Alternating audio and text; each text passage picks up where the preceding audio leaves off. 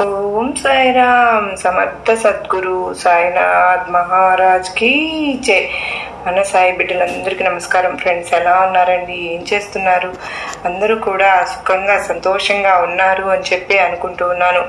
మీరు అందరూ మనందరికీ సాయినాథుని ఆశీస్సులు ఉండాలని మనస్ఫూర్తిగా బాబావారిని కోరుకుంటూ, ఇంకా ఈరోజు సాయినాథుడు ఏమంటున్నారు అని అంటే కనుక, బిడ్డ, ఎన్నో సంవత్సరాలుగా నిన్ను పట్టి పీడిస్తున్న ఒక సమస్య అనేది తీరబోయే సమయం తల్లి. ఇది అంత మాత్రమే కాదు, నీకు ఇలాంటి సమస్య అనేది రావడానికి ఎన్ని రోజులైనా కూడా నీ సమస్య తీరడం లేదే అని బాధపడడానికి కారణం ఏంటో తెలుసా బిడ్డ అని చెప్పి సాయినాథుడు మనకు ఒక సందేశాన్ని పంపిస్తున్నారు. ఫ్రెండ్స్, అంత మాత్రమే కాదండి, ఏ మాత్రము కూడా ఈ వీడియో నిర్లక్ష్యం చేయకుండా, త్రోసి పారవేయకుండా ఒక్కసారి విని బిడ్డ అని చెప్పి సాయినాథుడు మనకు తెలియజేస్తున్నారు. ఎందుకు బాబా ఎలా అంటున్నారు, ఏం చెప్పబోతున్నారు అనే విషయాన్ని ఈ వీడియోలో తెలుసుకుందాం. ఫ్రెండ్స్, ఇంకా వీడియోలోకి వెళ్ళడానికి ముందుగా మన ఛానల్ని ఎవరైతే మొదటిసారిగా చూస్తున్నారో ప్లీజ్ అండి తప్పకుండా సబ్స్క్రైబ్ చేసుకుని, వీడియో కనుక మీకు నచ్చినట్లయితే చిన్న లైక్ ఇచ్చి సపోర్ట్ చేయండి. మీ ఫ్రెండ్స్ అందరికీ షేర్ చేయండి. అంత మాత్రమే కాదండి, ఎంతోమంది అండి బాబా వారి వీడియోస్ వినడం వల్ల మా సమస్యలు ఎటువంటి అయినా కూడా తీరిపోయి మేము చాలా హ్యాపీగా ఉన్నాం అక్క, మాకు మంచి పరిష్కారాన్ని తెలియజేస్తూ ఉన్నారు అని చెప్పి ఎంతోమంది మంచి మంచి కామెంట్స్ తెలియజేస్తున్నారండి. నిజంగా ఒక సమస్యకు పరిష్కారాన్ని ఇవ్వడం అనేది తప్పకుండా ఒక వీడియోలో జరుగుతుంది. ఎంతమంది వాళ్ళ సమస్యలను పూజల ద్వారా ఇట్టే పరిష్కరించుకోగలుగుతున్నారు అంటే ఇంకా నిజంగా బాబావారి మనకు 100కి 1000% నిజంగా నమ్మకంతో కనెక్ట్ అవ్వండి. ఫ్రెండ్స్, మీ హ్యాపీనెస్ని నాతో అయితే షేర్ చేసుకోవటం మాత్రం మర్చిపోవద్దండి. అంత మాత్రమే కాదు ఫ్రెండ్స్, మీకు ఎటువంటి సమస్యలున్నా నాకు ఖచ్చితంగా కామెంట్ సెక్షన్ షేర్ చేయడం వల్ల నేను బాబావారి గుడికి వెళ్ళినప్పుడు తప్పకుండా మీ పేరున పూజ అయితే చేయించుతాను. బాబావారి విభూది మీరు ప్రతిరోజు ధరించండి. బాబావారు పంపించే సందేశం ఏంటో తప్పకుండా తెలుసుకుంటూ ఉండండి. ఈరోజు మరి ఏదైనా ఒక కష్టంలో సమస్యలతో బాధపడుతూ ఉన్నప్పుడు ఆ సమస్యలు కొన్ని సంవత్సరాలుగా మనల్ని పట్టి పీడిస్తూ ఉన్నాయనుకోండి, అంటే చిన్న చిన్న సమస్యలు అనుకుందాం, వస్తూ పోతూ ఉంటాయి, కానీ ఏదైనా ఒక సమస్య అండి మనల్ని పదే పదే వేధిస్తూ ఉంటుంది.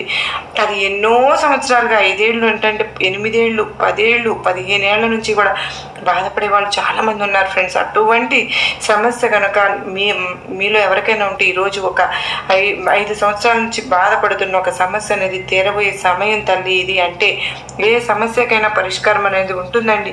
దానికి తగిన ఫలితం సమయం వచ్చినప్పుడు అలాంటి సమస్య కోసం, ఆ సమస్య తీరడం కోసం, ఆ సమయం కోసం సాయినాథుడు మనల్ని వేచి ఉండమని చెప్తూ ఉంటారు. అంటే శ్రద్ధ సబూరి అనేది ఎంత అవసరమో మనకు తెలుసు కదా ఫ్రెండ్స్. అలాగే వేచి ఉంటూ ఉంటాం.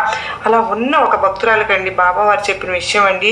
అంటే సాయినాథుని దగ్గర కోరుకుంటున్నప్పుడు అలా సమస్యలతో బాధపడుతూ మనం అడుగుతూ ఉంటాం, బాబా నాకు ఎందుకు, నేను ఎన్నో రోజులుగా అడుగుతున్నాను, నా సమస్య తీరడం లేదు, నేను ఈ కష్టాన్ని భరించలేకపోతున్నాను బాబా అని అంటూ ఉన్నప్పుడు మనం బాబా పట్టించుకోవట్లేదేమో, బాబాకు వినిపిస్తుందా లేదా, ఎందువల్ల మన సమస్యను తీర్చడం లేదు, ఎన్నో పూజలు చేసుకుంటున్నాం, ఎన్నో పరిహారాలు చేసుకుంటున్నాం, ఎన్ని గుళ్ళు గోపురాలు తిరుగుతున్నా కూడా సరైన ఫలితం అనేది కనిపించడం లేదు బాబా అని చెప్పి మనలో మనమే బాధపడుతూ ఉంటామండి. ఎవరికి చెప్పుకోవాలో తెలియదు. అలాంటి సమయంలో బాబా మనకి ఏదో ఒక రూపంలో సందేశాన్ని పంపిస్తూ ఉంటారండి. ఇలా మనలాంటి వాళ్ళ వల్ల, అంటే మనం ఏదైతే కనుక ఒక సందేశాన్ని పంపిస్తున్నామో అలాంటి సందేశాలన్నీ కూడా మన దాకా వచ్చి మనల్ని కొంచెం ధైర్యం తెచ్చుకోవడానికి సాయినాథుడు ఇచ్చే ఒక మంచి సందర్భాలండి ఇవన్నీ కూడాను. సాయినాథుడికి తెలుసు ఎంతవరకు వీళ్ళు ఆ బరువును మొయ్యగలరు అనేది. ఆ బరువు ఎప్పుడైతే కనుక ఎక్కువైపోతుందో ఆ బరువును దించడం కోసం సడన్గా వచ్చేస్తారండి. అలా వచ్చిన ఒక భక్తురాలు కథని ఈరోజు మనందరం తెలుసుకోబోతున్నాం. నిజంగా అండి ఈ కథలో ఈ భక్తురాలని ఎన్నో రోజుల నుంచి, ఎన్నో సంవత్సరాల నుంచి, దగ్గర ఒక 5 సంవత్సరాల నుంచి తను ఒక సమస్యతో బాధపడుతూ ఉంది. ఫ్రెండ్స్, ఏంటి అని అంటే తను బాగానే ఉంటుంది, కొంచెం చిన్న వయసే, తనకి కొంచెం 50 ఏళ్ళు లోపు ఉంటాయి తనకి ఏజ్ అనేది. తనకి కాళ్ళు చేతులు పడిపోయాయండి. ఎందువల్ల ఒక చెయ్యి అండి, ఒక సైడ్ కాలు చెయ్యి పడిపోయింది. అలా బాధపడుతూ ఉన్నప్పుడు మంచి మాట కూడా పడిపోయింది. తనకి అన్నమాట. తనకి మాట్లాడలేదు. ఎవరి వల్ల ఎవరితో అయినా సరే సపోర్ట్ తోటే తన పని తను చేసుకోగలుగు, లేకపోతే చేసుకోలేని పరిస్థితి. వాళ్ళ హస్బెండ్ కానీ పిల్లలు కానీ వాళ్ళ అమ్మ నాన్న కానీ ఎవరైనా ఉంటే మాత్రమే వాళ్ళ సపోర్ట్ తీసుకుని తన పని తను చేసుకోగలుగుతుంది అనమాట. ఎప్పుడు కూడా మనం మిగతా వాళ్ళ మీద ఆధారపడుతూ ఉన్నప్పుడు మనం ఒక సమయంలో వాళ్ళు విసుక్కుంటూ ఉంటారు కదండి, చిరాకు పడుతూ ఉంటారు, మనల్ని ఏదో ఒక విధంగా బాధ పెడుతూ ఉంటారు. తన 5 సంవత్సరాల నుంచి బాధపడుతుంది ఫ్రెండ్స్. తను ఏమనుకుంటుందండి, బాబా నాకు ఈ కష్టాన్ని ఇచ్చావు, నన్ను కనీసం తీసుకెళ్ళిపోవచ్చు కదా తండ్రి, నేను ఈ బాధను భరించలేకపోతున్నాను నాయన అని నిజంగా తను చేసిన తప్పేంటి, తనకు ఎందుకు ఈ కష్టం వచ్చిందని అంటే అండి నిజంగా మనం అనుకుంటూ ఉంటాం మన కర్మఫలాలు పోయిన జన్మలోనూ అంతకుముందు జన్మలను చేస్తే ఆ కర్మఫలాలు ఇప్పుడు అనుభవిస్తావేమో అనుకుంటూ ఉంటాం. కానీ ఈ కథలో ఆ భక్తురాలు కానీ నిజంగా ఈ జన్మలో చేసిన తప్పు అనేది కర్మ అనేది ఇప్పుడే తను అనుభవించడం అనేది జరిగిందండి. నిజంగా ఇది జరిగిన ఒక విషయం అండి. అలా తను బాధపడుతున్న దానికి కారణం ఏంటి అని అంటే కనుక ఒకరోజు ఏడుస్తూ పడుకుంటుందండి. తను బాబాతో మాట్లాడుతున్న కష్టాన్ని ఎవరూ పట్టించుకోవడం లేదు, నాకు ఈ బాధ అసలు ఎందుకు తట్టుకోలేని పరిస్థితుల్లో ఉన్నప్పుడు బాబా కళ్ళల్లో కనిపించి చెప్పిన ఒక విషయం ఫ్రెండ్స్, తల్లి నువ్వు బాధపడుతున్నావు కానమ్మా, ఈ బాధ అనేది నీకు రావడానికి నువ్వు చేసిన తప్పే కారణం తల్లి అని. తను ఏం చేసిందని అంటే అండి, ఆస్తి పంపకాల కోసం వాళ్ళ అమ్మగారితో వాళ్ళ అమ్మ నాన్నతో గొడవ పడుతుంది.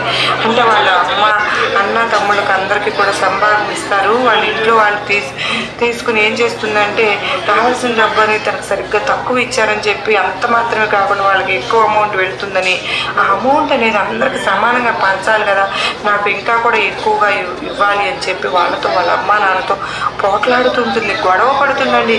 గొడవ పడుతూ ఉన్నప్పుడు తనకు ఏమైంది అని అంటే గొడవ పడడం మాత్రమే కాకుండా వాళ్ళని అమ్మని చాలా కోపంలో చాలా వరకు తిట్టేస్తారండి.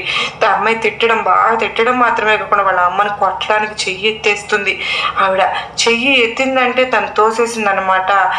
బయటికి వెళ్ళిపో అని చెప్పి తోసేయడమో లేదంటే కొట్టడానికి ప్రయత్నించడమో ఇలా ఏదో ఒకటి చేసింది. అసలు మన కన్న తల్లిని మనం తిట్టడమే చాలా పాపం కదండి. అలాంటిది తను కొట్టడానికి కూడా ప్రయత్నించిందండి. ఇది నిజంగా వాళ్ళ అమ్మని ఎప్పుడైతే కనుక తను కొట్టడానికి ప్రయత్నించిందో ఆ రోజు నుంచి అండి సరిగ్గా 7 రోజుల్లోనే ఆ విషయం అనేది తనకు జరిగిందనమాట. ఇట్లాగా తన కాళ్ళు చెయ్యి పడిపోవడం, నిద్రపోతూ ఉందండి. నిద్రపోతున్నప్పుడునే బాగానే రాత్రిపూట పడుకుంది, బాగానే నిద్రపోయింది. తెల్లవారు లేచేసరికి అసలు మాట అనేది లేదు, ఒక సైడ్ కాలు చెయ్యి ఆడడం లేదు ఫ్రెండ్స్. తనకి తీద్దామన్నా కూడా ఎవరికి కూడా తను పిలవలేకపోతుంది. వాళ్ళ హస్బెండ్ పిల్లలు వచ్చి లేపితేనే కానీ లెగవలేదన్నమాట. మరి అప్పుడు తెలిసింది తన కాళ్ళు చేతులు పడిపోయిందని. నిజంగా నోటికి వచ్చినట్లు మనం మాట్లాడేస్తామండి ఒక్కొక్కసారి. ఆస్తి అనేది స్థిరమైందా కాదు కదా, ఆ ఆస్తి అనేది ఈరోజు వస్తుంది పోతుంది. మన కన్న తల్లిదండ్రులు అని వాళ్ళని ఎప్పటికీ కూడా వాళ్ళకు తెలుసు, వాళ్ళ ఇష్టానుసారం ఏదైతే చేస్తున్నారో అది చేయడానికి మనం వదిలేయాలి. కానీ మనం అంతకు మించి మనం వాళ్ళని తిట్టడానికి కొట్టడానికి ప్రయత్నిస్తే మాత్రం ఆ కర్మ అనేది మనల్ని వదిలిపెట్టదు కదండి.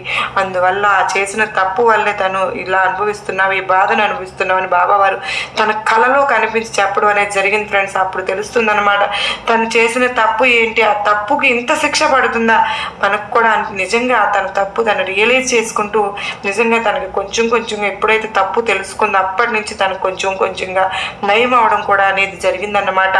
ఎప్పుడైతే బాబా ఇంకా అప్పటి నుంచి వాళ్ళ అమ్మ దగ్గరికి వెళ్ళి ప్రేమగా మాట్లాడాలని అనుకుంటుంది, తను మాట్లాడలేకపోతుంది. వాళ్ళ అమ్మను చూసినప్పుడల్లా ఏడవడం, కాళ్ళ మీద పడి క్షమాపణ కోరుకోవాలని అనుకోవడం, ఇవన్నీ కూడా చేస్తుందండి.